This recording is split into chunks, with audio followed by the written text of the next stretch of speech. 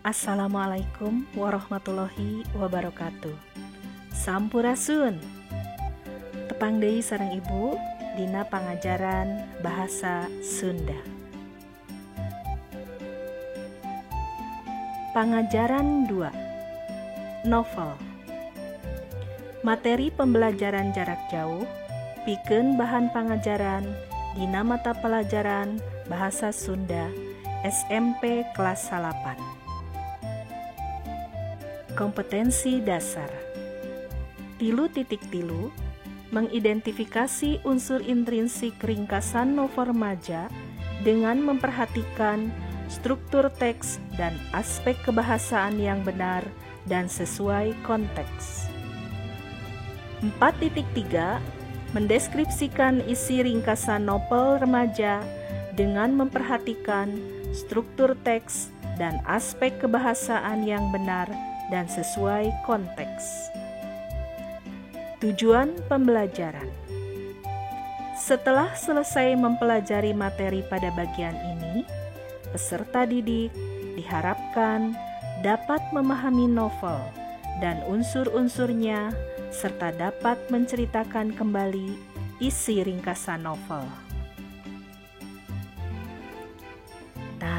Ayeuna hayu urang sasarengan medar novel Si Passer karangan Tatang Sumarsono. Parantos siap? Yuk urang kawitan. Ringkesan carita novel Si Passer. Eson teh anak patani anu ngebon di suku gunung Manglayang. Hiji mangsa aya anak mencek asup ka kebona lantaran dibeberi ti leuweung ku anjing pamoroan.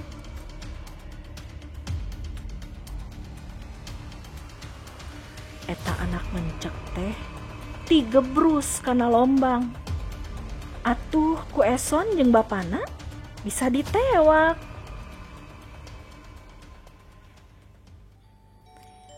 Anak mencek tuluy diingu ku eson nyadi ngaranan Si Passer lantaran luncatna tarik pisan diibaratkeun kana passer anu ngablesat tina sumpit. Eson tulaten pisan ngurusna teh. Beuki lila Si Passer beuki gede ngaluncatna oge beuki luhur. Malah hiji waktu Si Passer bisaeun kabur saenggeus ngaluncatan pager buruan. Untungna bisa katewak deui ku eson. Bubuhan geus lindeuk. Ngarah teu kabur deui pager buruan teh ku eson di jangkungan.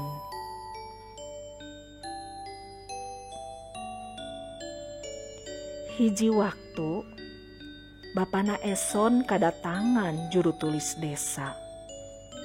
Maksudna rek ngolongan sangkan eson ngalepaskeun deui mencek ingwanana ka leuweung. Sabab eta sato teh kaasup anu ditangtayungan ku pamarentah. Puguh bae eson teu panujueun dageus nyaaheun pisan ka Si Passer teh. Eson asup ka enggona manehna nangkarak bari neuteup lalangit. Di luar kadenge sora jangkrik maningikrik. Teu daekeun reuk sare sakitu geus dipeureum-peureumkeun oge. Caritaan bapana masih keneh jadi pikiran manehna.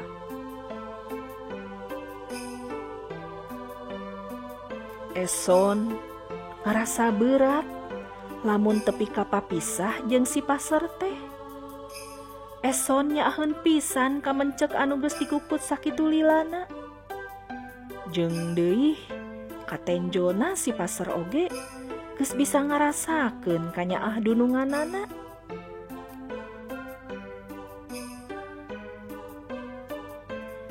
Ngan lantaran hantem diolo ku bapana, akhirna Eson daekeun ngalepaskeun deui si paser. Eta mencek teh dibawa ka leuweung dilepaskeun. Sabenerna ieu nu jadi kahariwang Eson dina pikiranana. Lamun ngalepaskeun si paser ka leuweung teh, sieun kitu jeung kieu.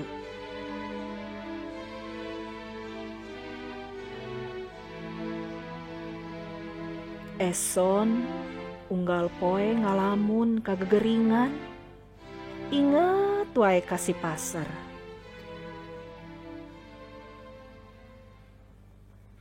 Tilu poe ti harita si paser teh balik deui ka imah Eson. Atuh, Eson ka Cidabungahna. Puguh si paser teh balik sorangan ka imah. Tangtuna wae bisa papanggih deui jeung Eson. Akhirna eta mencek teh dipasrahkeun minangka hadiah ka kebon binatang. Eson henteu ngarasa kaleungitan teuing. Da unggal waktu manehna bisa ngalongokan sato ka memetna. Tah, kitu akhirna caritana teh. Kumaha? Resep teu carita novel si paser? Wah, upami hidep maca novel si paser sabuku novelna tangtu bakal leuwih pogot caritana, margi rame pisan. Ayeuna mah sateu acan siap-siap ngarengsekeun pancen baca heula ngeunaan teknik review buku Cucuk Lauk atawa Fishbone. Janten dina review buku aya salah sahijina teknik cucuk lauk atawa Fishbone. Nyaeta mangrupa teknik pikeun nalaah atawa neangan informasi tina hiji buku. Informasi diwangun ku kecapananya, rumusna 5W plus hiji H. What, when, where, why, who, jeung how. Basa Sundana tangtuna wae naon, iraha, di mana, kunaon, saha, jeung kumaha. Naon kajadian anu lumangsung dina eta carita? Iraha waktu eta kajadianna lumangsung? Di mana tempat lumangsungna kajadian? Kunaon nu ngalantarankeun eta kajadian make lumangsung? Saha jalma anu aya dina eta kajadian? Kumaha runtuyan kajadianna lumangsung? Lajeng. Tah ieu contoh model cucuk lauk tawa Fishbone. Hidep di dieu tiasa kreatif ngadamel review bukuna, sok damel dina wangun cucuk lauk ieu. Tiasa nganggo tempelan kertas anu aya warnaan, tiasa oge di print nganggo warna, atanapi kreativitas hidep sewang-sewangan. Tah ayeuna pek jieun review bukuna novel si paser make teknik cucuk lauk atawa Fishbone. Jieun sing hadenya.